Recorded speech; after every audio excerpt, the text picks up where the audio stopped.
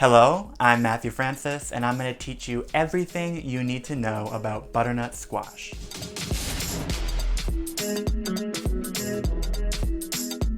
This winter squash has a notoriously thick shell, but if you can break through it, you can finally enjoy the inside, which has a ton of nutritional benefits, a ton of flavor, and it can be used in so many different types of recipes.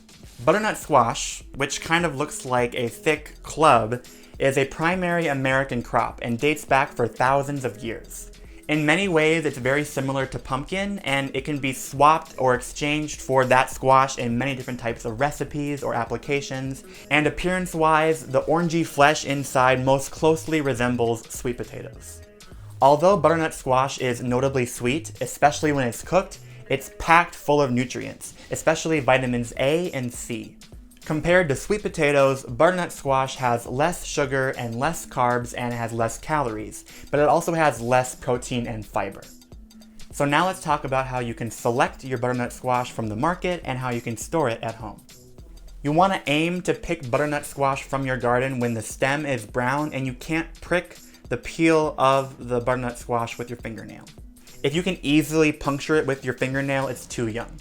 When you're at the grocery store or at the farmer's market, you want to find a butternut squash that kind of is heavy for its size, and it has a matte, non-shiny shell that has no cracks or bruises or any kind of blisters. As for storing, you want to keep your butternut squash in a cool, dry place.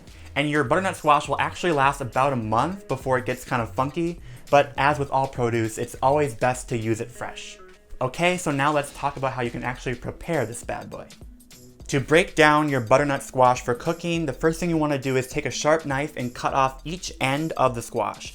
You can try and peel the whole thing, but I have found it's much easier to kind of separate where the seeds are sitting, the bulbous end, from the more straight, flat end. Then you want to stand the butternut squash up on its side and cut down the side to remove the peel, either with a sharp knife or a vegetable peeler.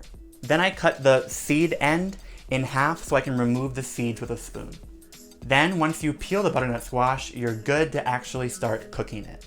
For cooking your butternut squash, you could do an endless amount of things. You could chop up the butternut squash into little cubes and saute them and add them to different recipes. You could roast the whole thing. You could cut it in half, drizzle on some olive oil, salt, pepper, and roast it in the oven so it's nice and charred. You could cut it into like slices and roast it in the oven so you have like beautifully caramelized slices of butternut squash. But one of my favorite recipes is Hassleback butternut squash.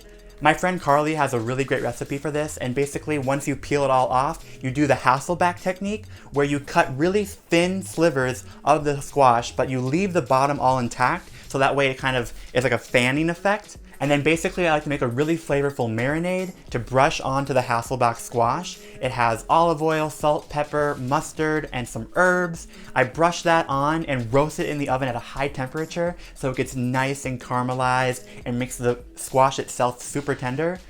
And then after, I top it with some nuts and some berries, and it's incredible.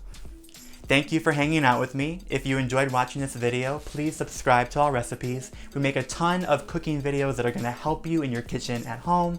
And don't forget to press the notification bell so you don't miss any of the videos that we do make. And down in the comments below, tell me one of your favorite recipes that you've ever used butternut squash in, or one that you want to try.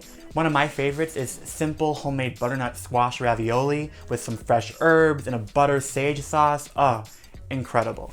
I'm Matthew Francis, and I'll see you next time.